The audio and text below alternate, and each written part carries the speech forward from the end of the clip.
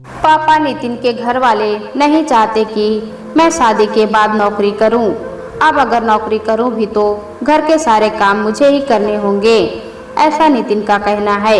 इसलिए मैं नितिन से शादी नहीं करना चाहती। स्वरा अपने पापा गिरधारी जी से बोली।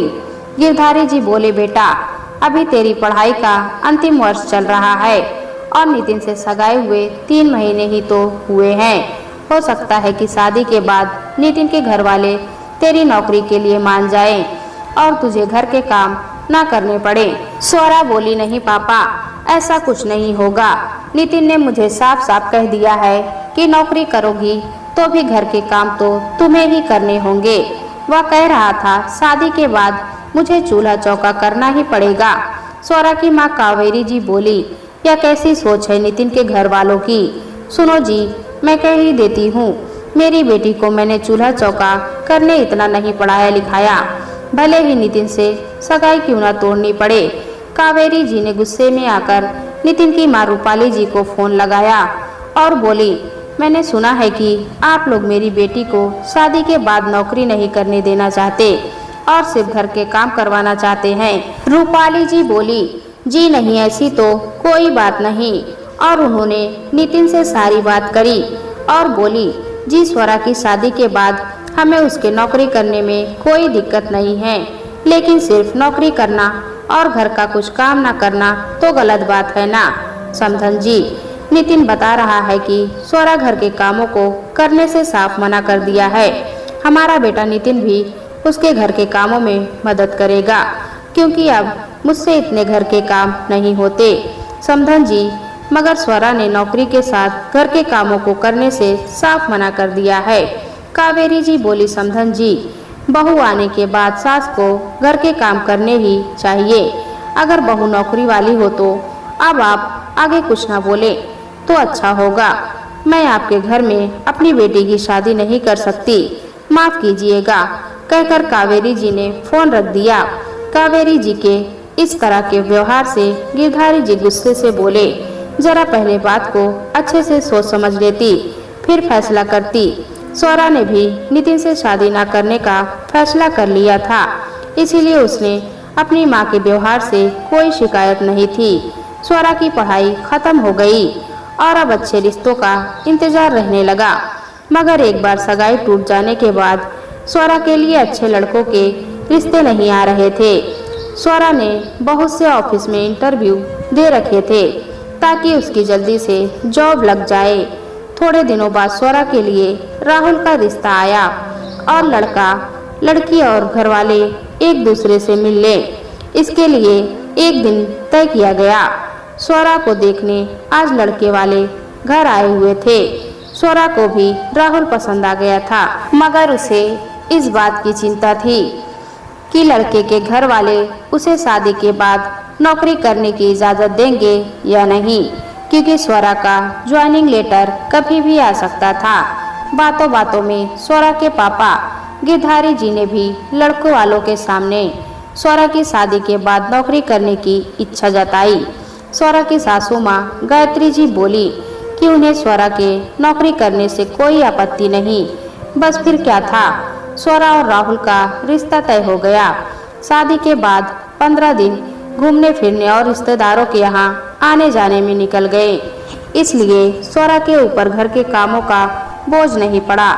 और गायत्री जी भी बेटे बहू की नई नई शादी हुई है यह जानती थी, इसीलिए उन्हें पूरी छूट दे रखी थी। थोड़े दिनों बाद गायत्री जी ने रसोई से छुट्टी ले ली और स्वरा घर का काम संभालने लगी। मगर जैसा कि स्वरा से घर के काम होते नहीं थे, मन मारकर वह घर के काम कर तो लेती, मगर मन ही मन अपनी नौकरी के ज्वाइनिंग लेटर का इंतजार करती रहती। आखिर उसकी दिली तमन्ना पूरी हुई और थोड़े महीनों बाद स्वरा का ज्वाइनिंग लेटर भी आ गया। स्वरा ने जैसे ही यह बात ससुराल में बताई, सासू गायत्री जी बोली, बहू तुम नौकरी करना चाहती हो करो, मगर मुझसे घर के काम की कोई अपेक्षा मत करना। मुझसे गर्म रोटी के आस मत रखना, क्योंकि अब बुढ़ापे में मैं घर का ज़्यादा काम नहीं कर पाऊंगी। तुम चाहो तो एक खाना बनाने वाली रख दो ताकि तुम पर भी नौकरी के साथ घर के कामों का बोझ ना पड़े। यह सुनकर स्वरा के चेहरे की हवाइयाँ उड़ गई। उतने में राहुल बोला, माँ आप स्वरा की शादी के पहले भी तो घर का सारा काम किया करती थी, फिर अब क्यों मना कर रही हो? गायत्री जी बोली, राहुल तू ज्यादा बीवी की तरफदारी मत कर। मैंने जो कहा वह मेरा आखिरी फैसला है। स्वरा ने भी सासू माँ का आइडिया अपना लिया, क्योंकि उसे नौकरी हर हाल में करनी थी। दूसरे दिन से राहुल और स्वरा ने बर्तन, कपड़ों, घर की साफ सफाई और खाना बनाने के लिए काम वाली बाई लगा दी। अब स्वरा रोज नौकरी पर जाने लगी, मगर दिक्कत तब हो जाती जब काम वाली बाई छुट्टी कर देती। तब स्वरा को नौकरी से आकर घर का सारा काम करना पड़ता। स्वरा को मन ही मन अपनी सास पर बहुत गुस्सा आता और मन मानकर उस दिन वह सारा काम करती। एक दिन स्वरा अपनी माँ कावेरी जी से फोन पर बोली, माँ मेरी सास दिन भर महारानी की तरह बैठी रहती है, मगर कुछ काम नहीं करती। सारा काम मुझे ही करना पड़ता है। जिस दिन से शादी हुई है ऐसा लग रहा है नितिन के घर वालों से तो जैसे तैसे बच गई, पर राहुल के घर वालों से बचकर कहाँ जाऊं? काम वाली बाइयों का तो कुछ भरोसा भी नहीं है, कभी भी छुट्टी मार देती हैं और उस दिन मुझे सारा काम करना पड़ता है। माँ तुम भाई की शादी के बाद भाभी के साथ ऐसा सौतेला व्यवहार मत करना। भाभी की तो नौकरी वाली होंगी, उसे पूरा आराम देना, वरना बेचारी भाभी की हालत मेरे जैसी हो जाएगी। कावेरी जी को बेटे की भी सारी बातें सुन बेटी के लिए दुख हुआ और वे बोली, बेटा मैं तो तेरी भाभी के साथ कभी ऐसा नहीं करूँगी, उसे रानी बनाकर रखूँगी ताकि वह पीठ पीछे कभी मेरी बुराई ना करे, जैसे तू तेरी सास की करती है। थोड़े ही दिनों बाद स्वरा के भाई मुकेश की शादी भी पक्की हो गई। लड़की का नाम नेहा था और वह भी नौकरी करती थी। नेहा भी स्वरा की तरह सिर्फ नौकरी करना चाहती थी, घर के कामों से उसे भी परहेज सा था। कावेरी जी तो सगाई में ही बोल कर चुकी थी कि वे घर का सारा काम काज संभाल लेंगी और नेहा आराम से नौकरी कर सकती है।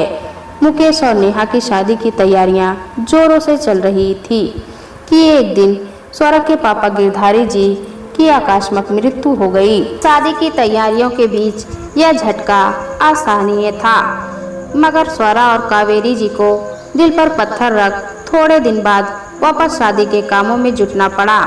थोड़े दिन बाद मुकेश और नेहा की शादी हो गई और शादी के बाद मुकेश और नेहा नौकरी पर जाने लगे और कावेरी जी खुशी खुशी घर के सारे काम करने लगी। एक दिन कावेरी जी फोन पर स्वरा से बोली कि कैसे वह घर के सारे काम काज संभाल लेती हैं और बहू नेहा नौकरी पर जाती है। नेहा मुझसे बहुत प्यार करती है बेटा और कहती है, सासू माँ आप इस उम्र में भी कितनी एक्टिव हैं और इतना सारा काम जल्दी जल्दी कर लेती हैं, और एक मैं हूँ जवान होकर भी आप जितना भाग भाग कर काम नहीं कर पाती हूँ। स्वरा बोली, मम्मी भाभी कितनी किस्मत वाली हैं जो उसे तुम्हारे जैसी सास मिली, और एक मैं हूँ अभागी जो मुझे इतनी खड़ूस सास मिली है। देखा मम्मी आप भाभी के साथ इतना प्यार से रहती हो, घर का सारा काम करती हो, तो भाभी आपको कितनी इज्जत देती हैं। बस यही इज्जत मैं अपनी सास को कभी नहीं दे पाई। कावेरी जी अपनी बात को आगे बढ़ाते हुए बोली, और तो और स्वरा बेटा तेरी भाभी तो मुझे कहीं जाने भी नहीं देती, कहती है मम्मी जी आपके बिना घर काटने को दौड़ता है, आप होती हो तो घर में चहल पहल सी लगती है। अभी 2 दिन पहले ही तेरे दिल्ली वाले मामा जी का फोन आया था। मामा जी मुझे यहाँ मुंबई लेने आने की बात कर रहे थे और थोड़े दिन अपने घर रहने कह रहे थे। वे चाहते थे कि मैं थोड़े दिन दिल्ली हो आऊँ, मगर नेहा ने तो जैसे जिद ही पकड़ ली, मम्मी जी कहीं नहीं जाएंगी, मामा जी आप थोड़े दिन हमारे यहाँ रहने आ जाइए।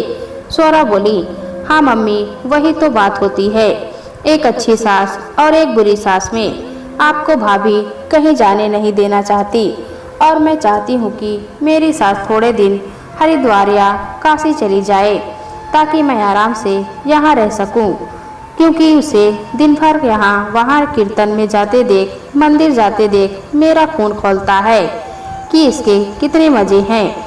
और एक मैं हूँ कि जो पहले ऑफिस में पिसती हूँ और फिर अगर काम वाली बाई नहीं आई तो घर में पिसती हूँ। कावेरी जी बोली, हाँ बेटा, तू चिंता मत कर, एक न एक दिन तेरी सास को भी अकल आएगी।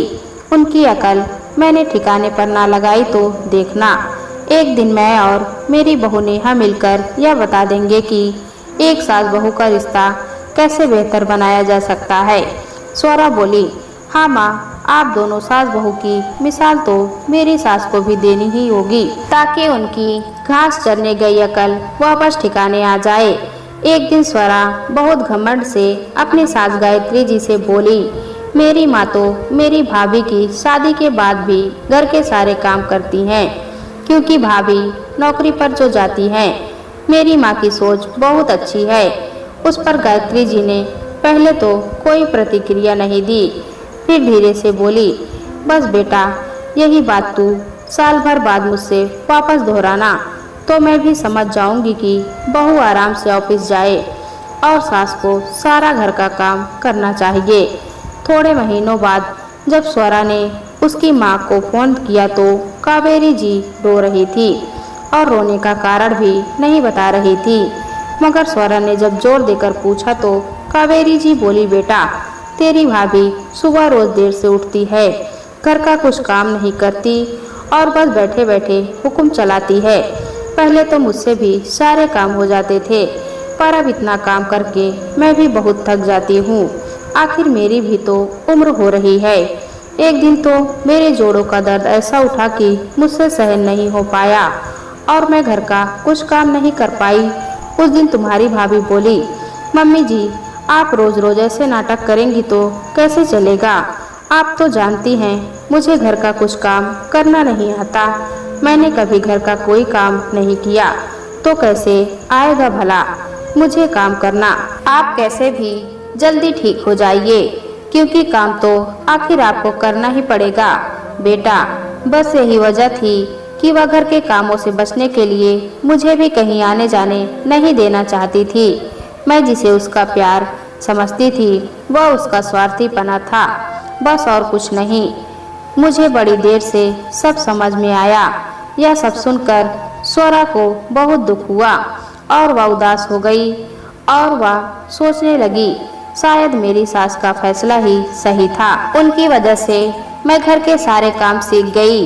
पहले पहले मुझे बहुत गुस्सा आता था, मगर आज इतनी देर बाद यह बात समझ में आई।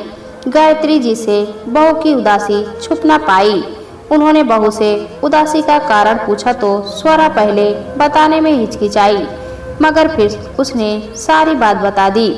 गायत्री जी बोली, बहू, यही कारण था कि तुम्हारी शादी के बाद मैंने घर के काम करने से मना कर दिया था, क्योंकि मैं जानती हूँ कुछ बहुएं इस बात का नाजायज फायदा उठाती हैं और ढीठ बन जाती हैं, जैसे अब तुम्हारी भाभी बन गई है। खैर, तुम तुम्हारी माँ को थोड़े दिन के लिए यहाँ बुला लो, क्योंकि तुम्हारी भाभी की अकल ठिकाने लगाने का समय आ गया है। कावेरी जी को स्वरा के थोड़े दिन अपनी बीमारी का बहाना बनाकर अपने घर बुला लिया। कावेरी जी के स्वरा के घर जाने पर नेहा यहाँ पर घर के काम और ऑफिस के साथ में मैनेज नहीं कर पाई और मुकेश से बोली, जल्दी तुम्हारी माँ को वापस ले आओ, मुझसे अकेले सब कुछ मैनेज नहीं हो रहा है। मुकेश स्वरा को फोन कर माँ को भेजने की बात करता है तो स्वरा भैया भाभी से अपने घर आने कहती है। मुकेश और नेहा कावेरी जी को लेने स्वरा के घर जाते हैं। तब गायत्री जी स्वरा से एक नाटक रचने कहती है। भाई भाभी के आने पर स्वरा अपनी माँ से कहती है, माँ, भाई भाभी के लिए पानी ले आओ। कावेरी जी पानी लेकर आती हैं। थोड़ी देर बाद स्वरा कहती है, माँ, भाई भाभी के लिए पकौड़े और चाय ले आओ। कावेरी जी पकौड़े और चाय लाती हैं। मुकेश बोला, स्वरा, तुमने कहा था तुम्हारी तबीयत खराब है, मगर तुम तो भली चंगी दिखाई दे रही हो और बैठे बैठे माँ को ऑर्डर दिए जा रही हो। तुमने तो माँ को नौकरानी बनाकर रख दिया है। मुझे तुमसे यह उम्मीद नहीं थी। उतने में गायत्री जी बोली, तुम्हारी माँ को नौकरानी स्वरा ने नहीं, तुम्हारी पत्नी नेहा ने बना कर रखा है। स्वरा बेचारी तो कभी मुझसे भी ऐसे लहजे में बात नहीं करती। यह नाटक मैंने ही स्वरा को रचने से कहा था, ताकि तुम लोगों को यह एहसास हो सके कि तुम लोगों ने तुम्हारे घर में तुम्हारी माँ की क्या हालत करके रखी है।